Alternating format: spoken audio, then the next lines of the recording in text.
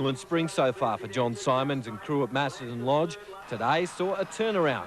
There were two reasons to celebrate. The heartbreak of yesterday's decision to spell Esprit soon forgotten, and then Macedon Lady won the 1,000 guineas.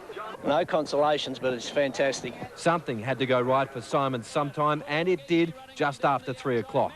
Macedon Lady making the race hers in a thrilling finish.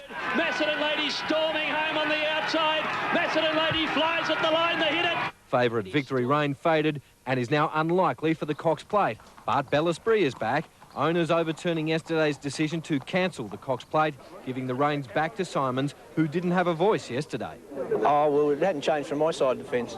But hard luck for Stephen Baster, breaking a wrist after being dumped before the fourth by It's Houdini. He was to have ridden the second mortgage in Saturday's $2.5 million Caulfield Cup. The barrier draw friendly for him and favourite Fields of Omagh.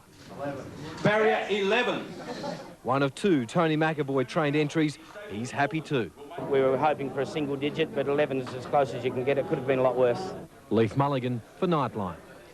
In Pura Cup cricket, an unbeaten century by Queensland opener Brendan Nash has put the Bulls in a dominant position on day one of the clash against New South Wales in Brisbane. Queensland is 4 for 299. Nash on 141 not out, with Simons and Jimmy Marr also chipping in.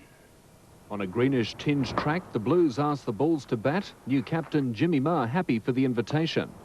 Marr and Brendan Nash made light work of the Blues quicks in the first session. The left-handed openers taking the score to 83 at lunch.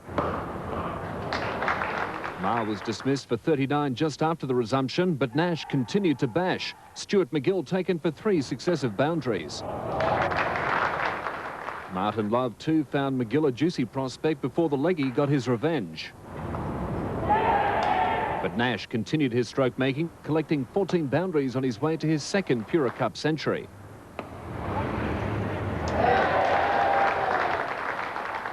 In his record-breaking appearance, Stuart Law could only manage 14, while Simons played a typical cameo knock before falling for 42. But it was Brendan Nash, the day's hero, as the Bulls took charge of the contest. Ben Dobson for Nightline. And in Adelaide, South Australia has battered itself into a strong position on the second day of its match against Victoria. The Bushrangers took the first innings points by just 4 runs earlier in the day, but in the second innings, the Redbacks took advantage of an improving wicket. Ben Johnson and Greg Blewett combining for an unbroken partnership of 241. South Australia won for 268 at stumps.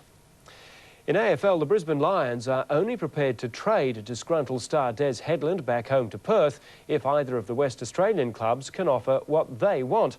The midfielder officially quit the club yesterday, saying he wants to head back west for family reasons. But Lions coach Lee Matthews says they'll fight to keep Headland at the club as a matter of principle. The principle of not being a development club there to be ravaged by the Southern States teams, there's a good word for you, is important also. The Lions say either West Coast or Fremantle must now make the running, with the trading period just a week away. In soccer, Manchester United captain Roy Keane has 2 weeks to appeal a 5-match ban and a fine of $430,000 for deliberately trying to injure an opponent. Keane's charges relate to this tackle on Manchester City's Alf Inge Haaland 18 months ago. Haaland has not played a full game since. Keane admitted in his autobiography the tackle was deliberate. Found guilty of bringing the game into disrepute, Keane's 6-figure fine is for him worth about 2 weeks' wages. Next, the National Weather Outlook and the 10-year-old who helped bring her baby brother into the world.